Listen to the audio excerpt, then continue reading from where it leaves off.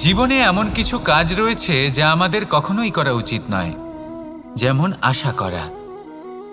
যদি আপনি আশা করেন আর আপনার আশা পূর্ণ না হয়, আপনি খুবই কষ্ট পাবেন। এবার আপনি যদি প্রতীক্ষা করেন, করতেই থাকেন, আর সেই ব্যক্তি যদি না আসে, তাহলেও খুব কষ্ট পাবেন। আর হলো তুলনা। আপনি যদি তুলনা করতে যান, তাহলে এটাই ভাববেন যে হয় আমি বা অন্য কোনো ব্যক্তি, এই দুজনের মধ্যে কোনো এক ব্যক্তি নিকৃষ্ট। আর এই ভাবনাটাই হলো অনুচিত। যদি আমরা কথা বলি সেই সব বিষয়ে যা আমাদের করা উচিত, যেমন পরীক্ষা। এই পরীক্ষা সবসময় আমাদের আরো সফল করে তোলে, আরো শ্রেষ্ঠ করে তোলে, আরো উৎকৃষ্ট করে তোলে। আসন্ন মহাসংগ্রামের জন্য আমাদের প্রস্তুত করে তোলে এই পরীক্ষা। তাই এই পরীক্ষার থেকে কখনোই পালাবেন না, এর সম্মুখীন হন। আর হলো কর্ম। কর্ম করা কখনোই বন্ধ করবেন না। তুলনা করার বদলে কর্ম করুন, প্রতীক্ষা করার বদলে কর্ম করুন, আর আশা করার বদলে কর্মই করুন। জীবন সফল হয়ে যাবে। দেখুন, সবার শেষে সত্যি বলতে এই কর্ম আর এই পরীক্ষা, এই দুই আমাদের জীবনকে সুখী করে তুলতে পারে। আসুন আর আমার সাথে ভালোবেসে বলুন, রাধা রাধা। মানুষ তার জীবনে শিক্ষা এবং প্রেম, এই দুই লাভ করে তার মাতা, পিতা এবং গুরুর কাছ থেকে। কিন্তু মানুষ সবথেকে বেশি ভালোবাসে নিজের মাতাকে, কারণ মাতা খুব নির্মল চিত্তে ভালোবাসে, শান্ত মনে আমাদের অন্তরে শক্তির সঞ্চার করে থাকেন, আমাদের উৎসাহ দেন, বলশালী করে তোলেন। ব্যাপারটা কিন্তু এমন নয় যে আমরা নিজেদের বাবা বা গুরুকে ভালোবাসি না, তাদেরকেও আমরা অত্যন্ত ভালোবাসি, শুধু ওনাদের কঠোর ব্যবহার দেখলে আমরা একটু ভয় পেয়ে যাই। এবার ওনাদের এই কঠোর ব্যবহার আমাদের ভালো না লাগলেও অত্যন্ত আবশ্যক, কারণ মাতার থেকে আমরা যে শক্তি লাভ করি তা যেন নিয়ন্ত্রণ হারিয়ে বিধ্বংসী না হয়ে ওঠে, আমরা যেন কোনো কুপথে না চলে যাই, আমরা কখনো যেন দোষ না করে ফেলি। শুধু সেই জন্য পিতা এবং গুরু একটু কঠোর হয়ে ওঠেন, এবং ওনাদের এই কঠোর আচরণ ভবিষ্যতে গিয়ে আমরা অবশ্যই বুঝতে পারি। জীবনে কিছু বছর আমরা এগিয়ে যাই আর তারপর আমরা বুঝতে পারি যে বাবা এবং গুরু আমাদের যথেষ্ট ভালোবাসতেন, কিন্তু ওনাদের ভালোবাসার বহিঃপ্রকাশ আলাদা। প্রয়োজনীয় হলো এটা দেখার, এটা বোঝার যে শুরু থেকে আমাদের প্রতি ওনাদের আচরণ কেমন ছিল। ওনাদের কঠোর হওয়ার পেছনে ওনাদের ভালোবাসাটা বোঝার চেষ্টা করুন, ওনাদের চিন্তাটা বোঝার চেষ্টা করুন, ওনাদের পথপ্রদর্শনের আড়ালে আপনার ভবিষ্যতের জন্য যে পরিকল্পনা ওনারা করেছেন সেটা বোঝার চেষ্টা করুন। তখন আপনারা বুঝতে পারবেন ওনাদের ভালোবাসাকে। আপনার মনের মধ্যে আপনা থেকেই ওনাদের প্রতি সম্মান জেগে উঠবে। নিজের পিতা এবং নিজের গুরু, এই দুজনের প্রতি কৃতজ্ঞতা প্রকাশ করুন আর আমার সাথে ভালোবেসে বলুন, রাধা রাধা। আমি অনেক সংখ্যক মানুষকে দেখেছি, তাদের কাছে অত্যাধিক জ্ঞান আছে, শিল্প আছে, ধন আছে, কীর্তি আছে, কিন্তু তারা এই সব কিছু নিজেদের কাছেই রাখেন, এই সমাজে বিতরণ করেন না। কারণ হলো ভয়। ওনাদের মনে হয় যে যদি আমি এই সব কিছু সমাজে বিতরণ করি, তাহলে সমাজ আমার শিল্প হোক, ধন হোক, জ্ঞান হোক, কীর্তি হোক, সব কিছু চুরি করে নিয়ে যাবে, আর তার বদলে আমি কিছুই পাবো না। এটা কিন্তু সত্য নয়। সত্য হলো এটাই যে যদি আপনি নিজেকে এই সংসারের প্রতি সমর্পিত করেন, তাহলে এই সংসার আপনার প্রতিও সমর্পিত থাকবে। আপনি শুধু ধন, জ্ঞান, কীর্তি, সম্মান পাবেন তাই নয়, বরং এই সমাজ আপনাকে নিজের চোখে হারাবে, মনের মধ্যে স্থান দেবে। তাই এই ভয় ত্যাগ করে দেখুন কিভাবে এই সমাজ আপনাকে প্রেম সমর্পণ করে। আসুন আমার সাথে ভালোবেসে বলুন, রাধা রাধা। জীবন কিসের উপর নির্ভরশীল? ধনের ওপর, বৈভবের ওপর, নিঃশ্বাসের ওপর? না, এই জীবন নির্ভরশীল বিশ্বাসের ওপর। বিশ্বাস নিজের ওপর, বিশ্বাস আমাদের আপনজনের ওপর। কিন্তু যখন এই বিশ্বাস ভেঙে যায়, তখন মানুষের মনও ভেঙে যায়, আর তারপর সে অন্য কিছু করতেই পারে না। তখন কি করা যেতে পারে? তিনটে কাজ আছে যা আপনি করতে পারেন। প্রথম, ভালোবাসা।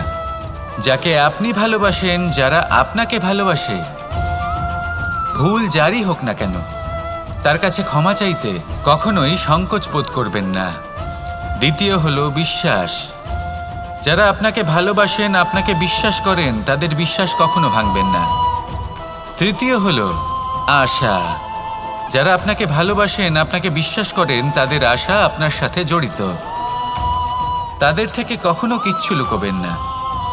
এই তিনটে কাজ করুন আর এই জীবন সুপ্রসন্ন হয়ে বলবে, রাধা রাধা। মানুষের জীবনে দুই ধরনের আবেগ থাকে যা চিরকাল তার সাথে বসবাস করে। প্রথম, স্বপ্ন। দ্বিতীয়, অজুহাত। মানুষ হাজার হাজার স্বপ্ন দেখতে পারে। আমাকে এই কাজ করতে হবে, আমাকে ওখানে ঘুরতে যেতে হবে, আমায় জীবনে এই অসম্ভব কাজ বাস্তবায়িত করে দেখাতে হবে, আদি ইত্যাদি। এবার ঠিক যেমন স্বপ্ন দেখেন, সেইভাবে অজুহাতও খুঁজে নিয়ে আসেন। আমি এই স্বপ্ন পূরণ করতে পারলাম না, কারণ আমাকে কেউ সাহায্যই করল না, কারণ আমি দুর্বল হয়ে পড়েছিলাম, কারণ আমার কাছে সময়ই ছিল না, আদি ইত্যাদি। এবার সাফল্য এবং অসফলতার মাঝখানে এই ধরনের সংঘর্ষ হতে থাকে। সাফল্য তখন লাভ করা সম্ভব যখন আপনার স্বপ্ন আপনার অজুহাতের থেকে অনেক বড় হয়, আর অসফলতা তখন পাবেন যখন আপনার অজুহাত আপনার স্বপ্নের থেকে অনেক বড় হয়।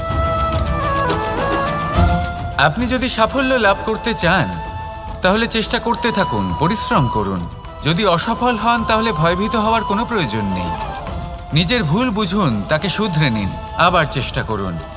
কিন্তু যদি নিজের জীবনে অজুহাত নিয়ে আসেন, তখন স্বপ্ন কখনো পূরণ হবে না। আসুন আমার সাথে ভালোবেসে বলুন, রাধা রাধা।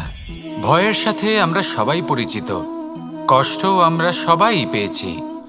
কখনো কখনো আমরা অসুস্থ হয়ে পড়ি, আর এমন সময় হলে মাতার মমতা, কখনো বাবার স্নেহ, কখনো বন্ধুদের পাশে থাকার অনুভূতি আমাদের রোগ নিরাময়ে সাহায্য করে।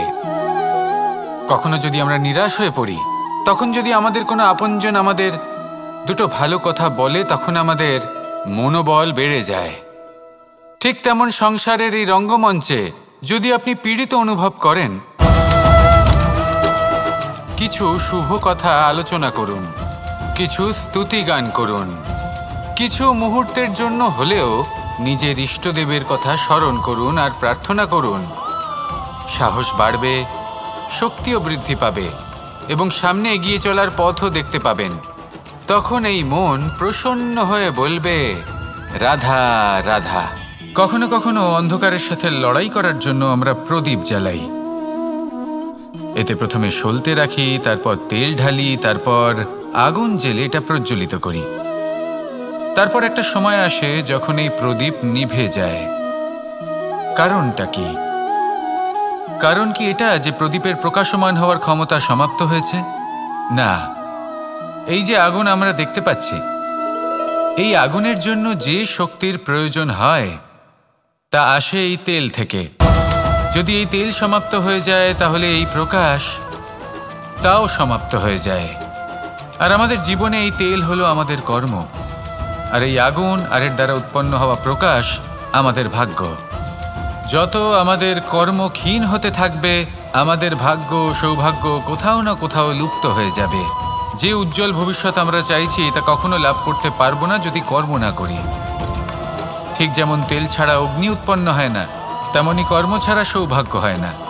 আর যেমন কর্ম, তেমন ভাগ্য। তাই সবসময় কর্ম করতে থাকুন, কর্ম করা থামাবেন না।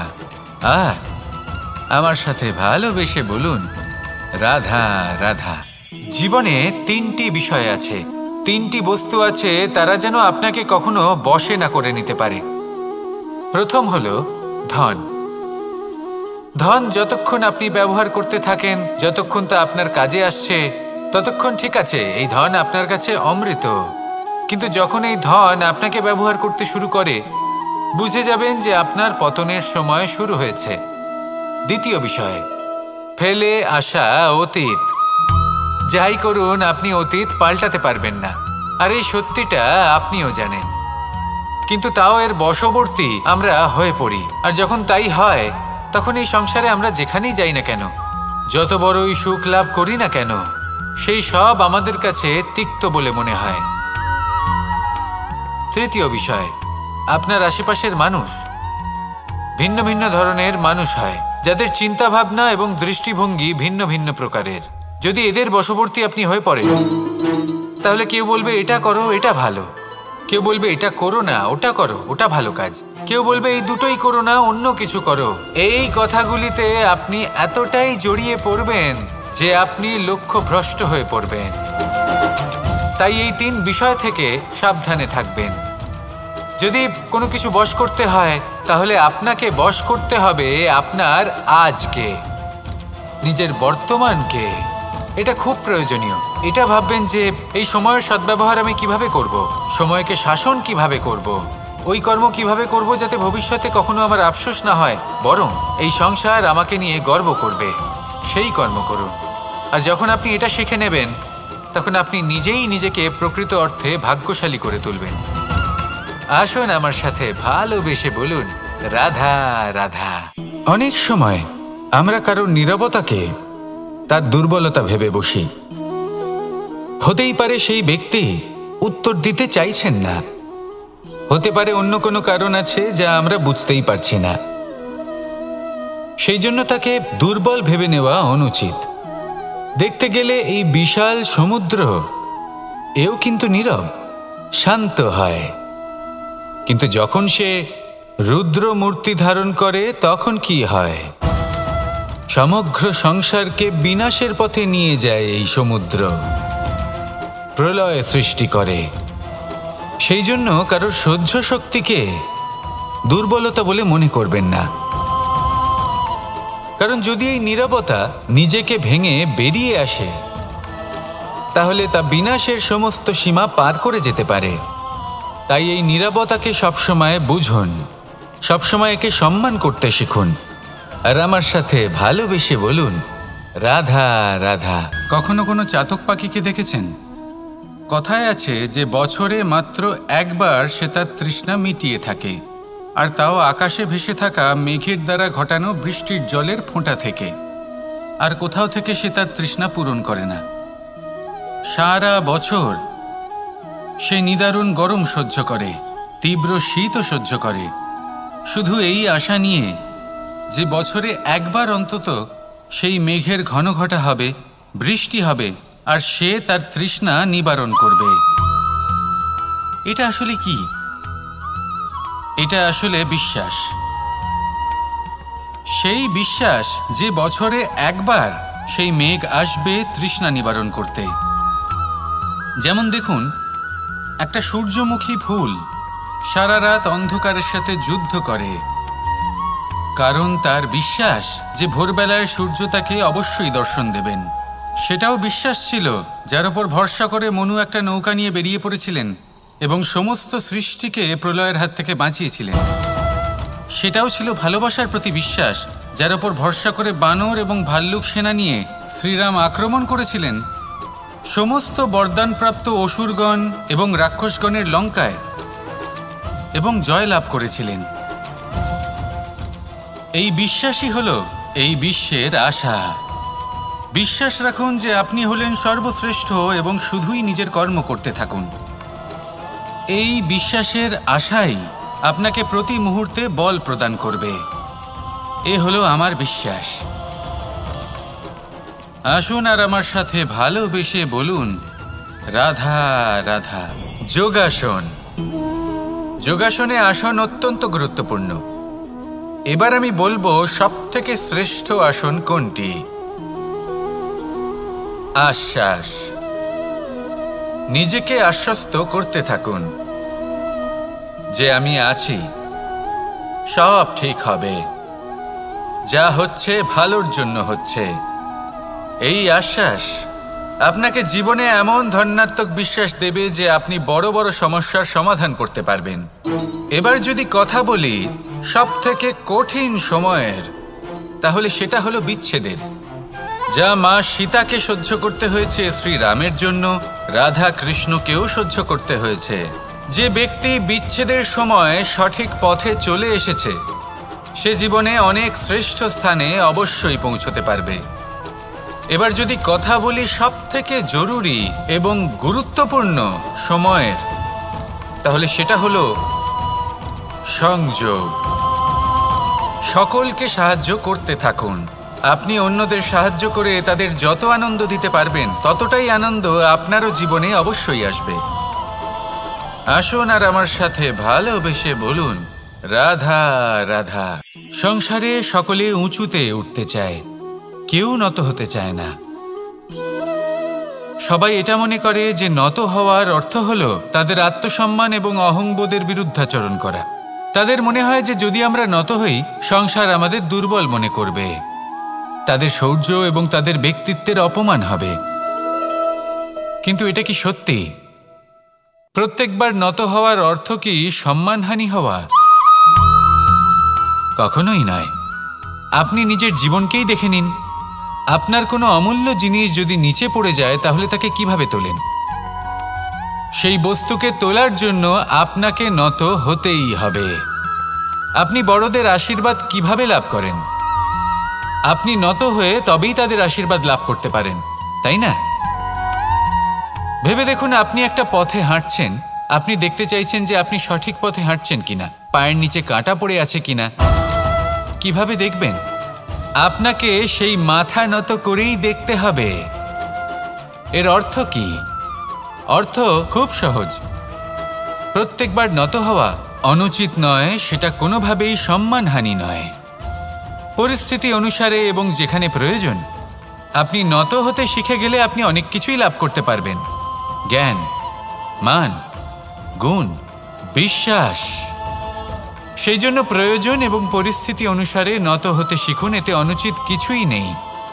আত্মসম্মান থাকা অত্যন্ত প্রয়োজনীয়, কিন্তু তা যেন কখনো অহংকারে পরিণত না হয়। এই বিষয়ে অবশ্যই নজর রাখবেন এবং আমার সাথে ভালোবেসে বলবেন, রাধা রাধা। আমাদের জীবনে অনেক ধরনের ব্যক্তি এসে থাকেন। কেউ কেউ আমাদের সাথে থেকে যান, কেউ আমাদের থেকে দূরে চলে যান। কেউ ভালো মানুষ হন, কেউ খারাপ মানুষ। কিন্তু আমরা সবসময় সেই সময়টাকে নিয়ে দুঃখ প্রকাশ করি যখন আমাদের জীবনে কোনো খারাপ ব্যক্তি প্রবেশ করেন। তারা আমাদের খারাপ অনুভূতি দেন, দুঃখ দেন, কষ্ট দেন। আমরা সবাই তাকে ভালো মন্দ কথা বলি। কিন্তু কেন? এমন বিভিন্ন ধরনের মানুষ, খারাপ মানুষ, ভালো মানুষ সবার জীবনেই আসেন এবং সকলকেই একটা অমূল্য শিক্ষা দান করে যান। এবার আপনি নিজেই ভেবে দেখুন, জীবনে যখন প্রথমবার আপনি আগুন স্পর্শ করেছিলেন তখন আপনি একটা শিক্ষা লাভ করেছিলেন যে আমাকে আগুনের থেকে একটু দূরে থাকতে হবে। তারপর আস্তে আস্তে আপনি শিখলেন যে কিভাবে এই আগুনকে নিয়ন্ত্রণে রাখতে হবে। তারপর আপনি শিখলেন যে কিভাবে নিজের জীবনে তাকে প্রয়োগ করতে হবে, তা সে অন্ধকারে প্রকাশ লাভ করার জন্য হোক বা খাবার বানানোর জন্য। সেইভাবেই কোনো খারাপ ব্যক্তি যখন আপনার জীবনে আসে কোনো শিক্ষা দিয়ে যান, তার প্রতি কৃতজ্ঞ থাকুন। তার বিষয় খারাপ ভাবার বা খারাপ অনুভূতি নিয়ে থাকার কোনো প্রয়োজন নেই। সেই শিক্ষা লাভ করুন, ইতিবাচক মনোভাব নিয়ে জীবনের সামনে এগোতে থাকুন। কেউ নেই যিনি আপনাকে বাধা দিতে পারেন।